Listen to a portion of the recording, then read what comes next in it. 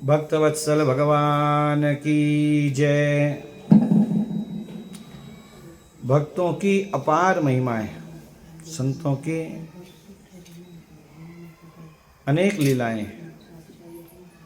श्री भगवान क्या क्या रूप धारण नहीं करते भक्तों के लिए। कभी भगवान नरसिंह जी का रूप ले लेते हैं, कभी भगवान सेनानाई का रूप ले लेते हैं। किसका रूप नहीं लेते भगवान।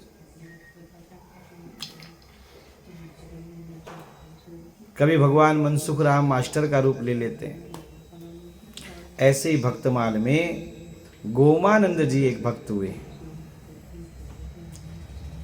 नाभाजी कहते हैं इन भक्तों ने मुझे खरीद लिया, ऐसे भक्त हुए ये।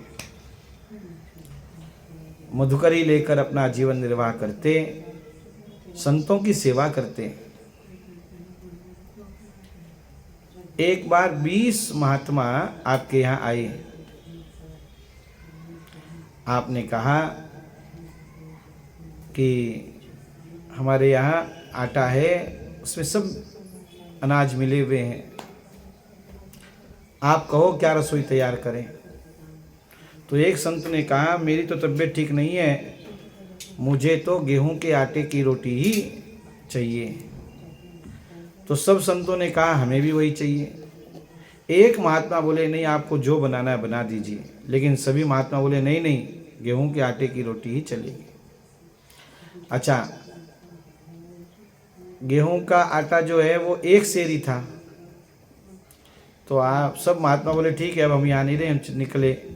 तो आपने चरणों में प्रणाम किया और कहा थोड़ी प्रतीक्षा करिए, मैं अभी आता हूँ, व्यवस्था करता हूँ।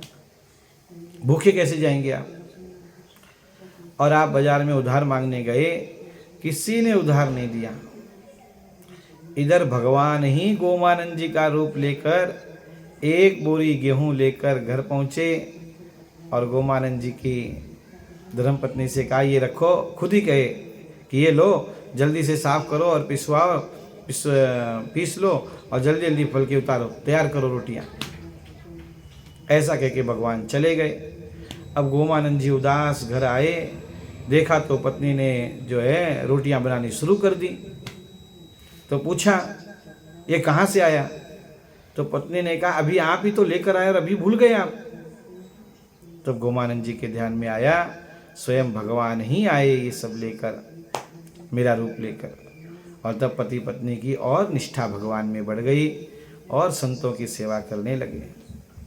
ऐसे ऐसे भक्त हमारे यहाँ हुए हैं। खूब संतों की सेवा बने हमारे जीवन में भी, खूब भक्तों की सेवा बने हमारे जीवन में भी। यदि आपने चैनल को सब्सक्राइब नहीं किया है तो सब्सक्राइब करिए। इन भक्तों की कथाओं को अधिक से अधिक लोगों तक पहुंचाइए। लोग क्या क्या शेयर करते हैं, हमें भी अच्छी बातों का प्रचार प्रसार करते रहना चाहिए। इसलिए जो भी सुन रहे हैं आप अपने प्रोफाइल पे, ग्रुप में इन कथाओं को शेयर करिए। बोलो भक्तवत्सल भगवान की जय।